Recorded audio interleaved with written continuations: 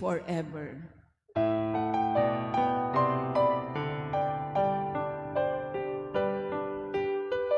Hallelujah, hallelujah, hallelujah. Hallelujah, hallelujah, hallelujah. Hallelujah, hallelujah.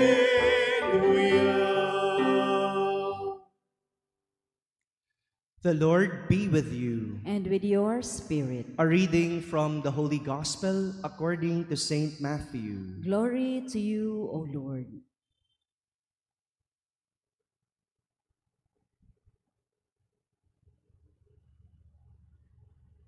Jesus dismissed the crowds and went into the house.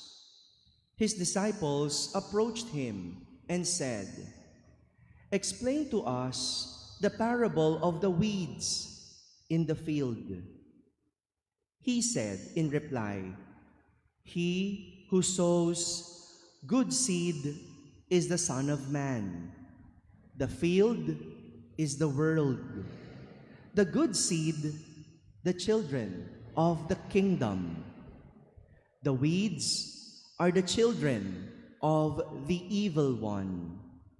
And the enemy who sows them is the devil. The harvest is the end of the age, and the harvesters are angels. Just as weeds are collected and burned up with fire, so will it be at the end of the age. The Son of Man will send his angels, and they will collect out of his kingdom all who cause others to sin and all evildoers. They will throw them into the fiery furnace, where there will be wailing and grinding of teeth. Then the righteous will shine like the sun in the kingdom of their Father. Whoever has ears ought to hear." My friends, the Gospel of the Lord. Praise to you, Lord Jesus Christ. Good morning, my dear brothers and sisters.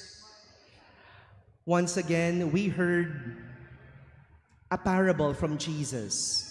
And he used a parable to teach a lesson. Kaya si Jesus, tuwing magtuturo, nagkukwento muna. Ginagamit niya yung kwento para mas madaling maintindihan ng tao. And he uses parable, talinhaga. Gumagamit siya ng mga bagay para maikumpara ang kanyang aral, para mas madaling maintindihan.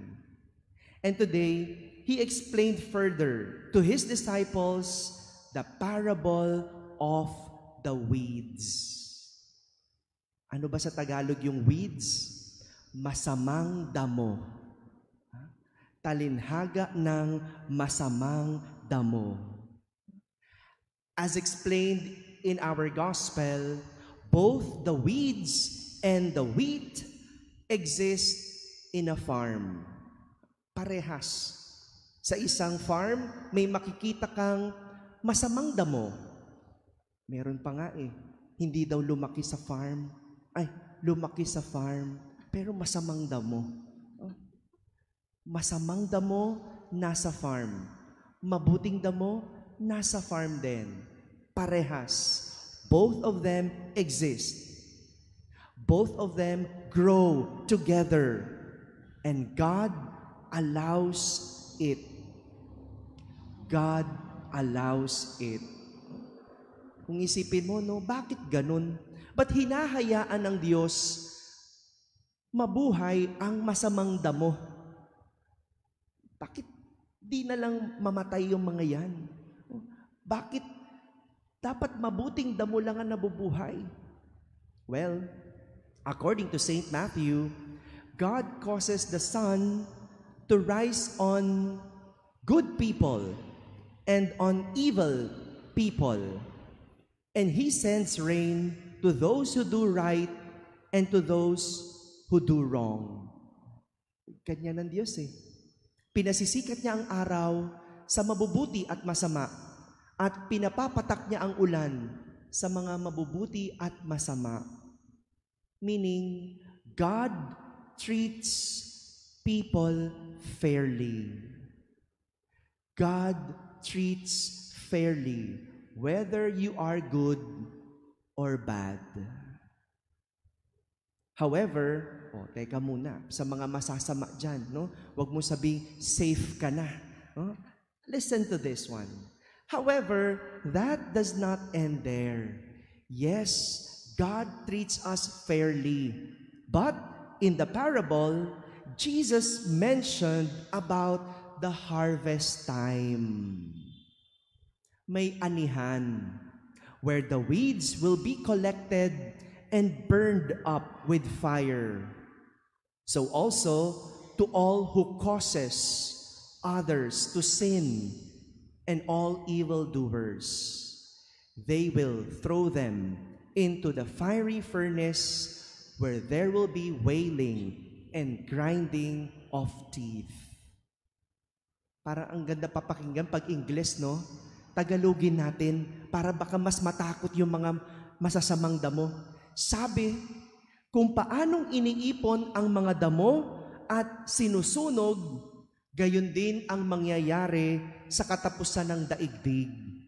Susuguin ng anak ng tao ang kanyang mga anghel at iipunin nila mula sa kanyang pinaghaharian ang lahat ng nagiging sanhi ng pagkakasala at ang lahat ng gumagawa ng masama, at ihahagi sila sa maningas na pugon.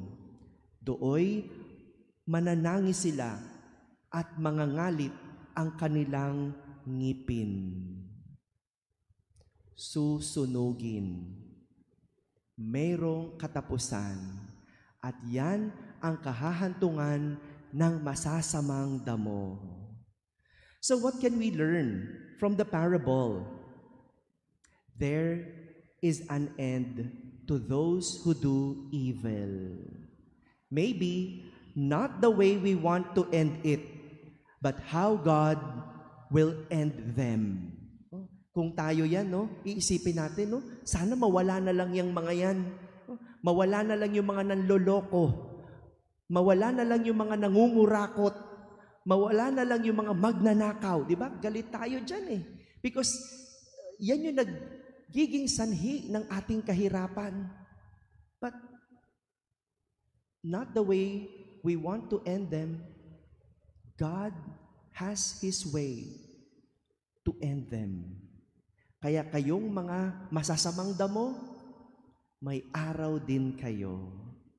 There will be a harvest time where you will be separated and be burned. Para naman sa mga mabubuting damo, sa mga wheat, dadating din ang panahon na aanihin ninyo ang lahat ng ginawa ninyong mabuti. There will also be harvest time for you, and you will harvest, you will reap what you have done good on earth. My dear brothers and sisters, God is fair. That's how He loves us. But God is also just, makatarungan. And that's how God disciplines us. Amen.